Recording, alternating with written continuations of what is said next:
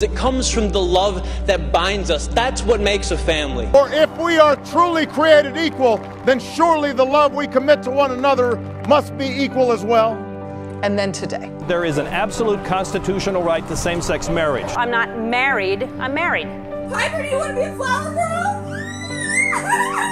Wambach, Christian Punch, Shannon Box, Hoopsella. We have an agenda, and it's about love and justice and family and equality.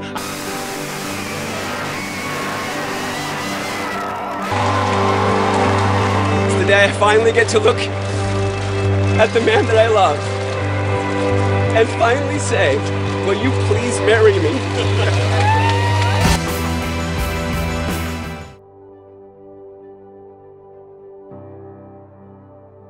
Being there and hearing that marriage equality pass, I'll never forget it. I was like about in tears. I mean, it was just an amazing day. It was just so ecstatic, and I felt really, really proud of what we had done. I saw a picture of Joe Biden in a rainbow cape, and you know, that lasted for about a day, and then all the stories about the circuit clerk denying marriage licenses to people kind of brought me down. Governor Pence passed the Religious Freedom Restoration Act, which kind of was, yeah, that was my face about it too. I wasn't that proud of my state at all. I was just heartbroken. It's sugar-coated intolerance. You were sugar-coating your hatred for another person, but you're hiding behind your religion. There's still a lot of discrimination and just unfairness. We still have a lot of problems with discrimination in the workplace, as well as discrimination in the housing markets and stuff like that. People don't want to be dismissed or fired from a job because of their sexual orientation. You know, growing up in the early 2000s, it was very almost unspoken, kind of like, you know, you didn't want to say it because you were afraid of what someone else might say. There was plenty of times where I tried to cover it up. I was always a little bit afraid or like nervous to tell people, and I didn't really think anything would happen, like anybody would bully me physically. I did think that people, you know, wouldn't want to talk to me, or they would just feel awkward about it.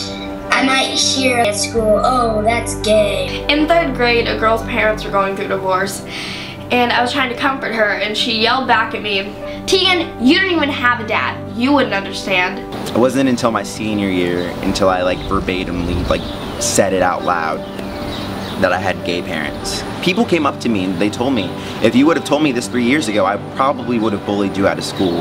Helping kids, I just want to make them feel safe, make them feel comfortable so they have an easier time in school. I've impacted a lot of my classmates because they've gotten to know me before my family situation, find out about my family situation, and then realize that I'm just like them. And then at that point, it doesn't matter anymore. I didn't know it was any different. I mean, it's my parents, they loved me, raised me. I figured that I should be open about it. Being adopted by 2 dads, it never really affected me at all. We're all deserving of a loving home, and Tyler and I wouldn't have had that had our parents not adopted us. When they legally adopted us, only one of my dads was in the courtroom, and the other dad waited in the parking lot just because when the adoption happened, they didn't want them being gay to get in the way of us being placed with them. So many people want to put a label on same-sex parenting or whatever it is, and they really don't know how much love goes into a household like that. And they don't know how much sacrifice and time my parents put into not only going through the adoption, but raising 2 African American kids and being openly gay in Kentucky. Personally, I try to champion trans rights because, you know, it personally affects me, and also I feel like they're underrepresented.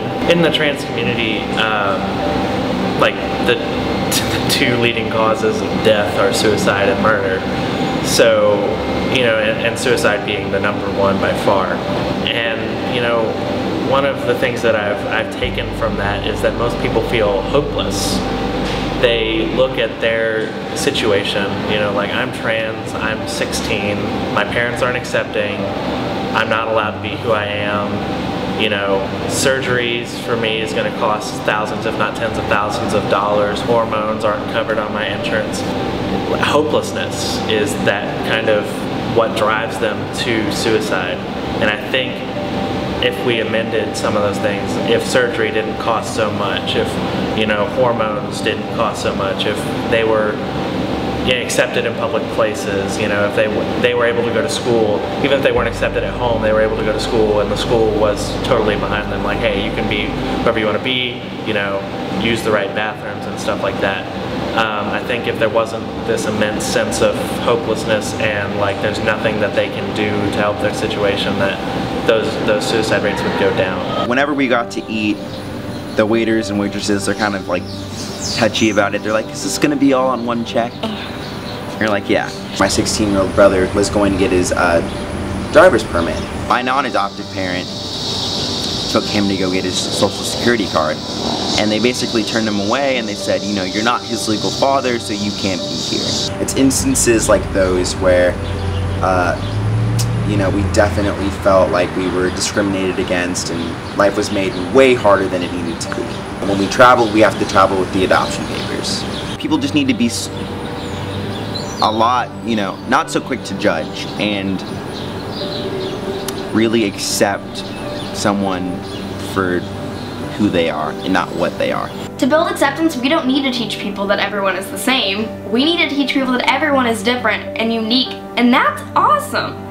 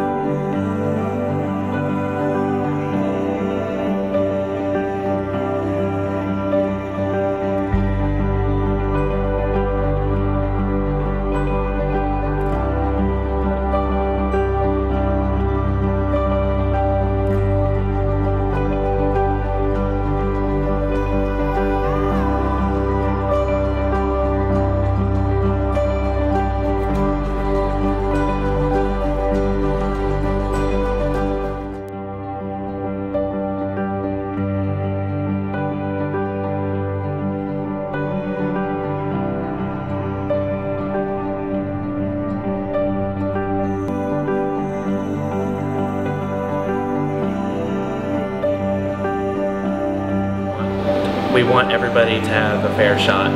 We need to keep going and keep fighting so we can keep everybody's spirits lifted and keep everybody safe and easy and good for the next generation. It's never done. We have to keep going.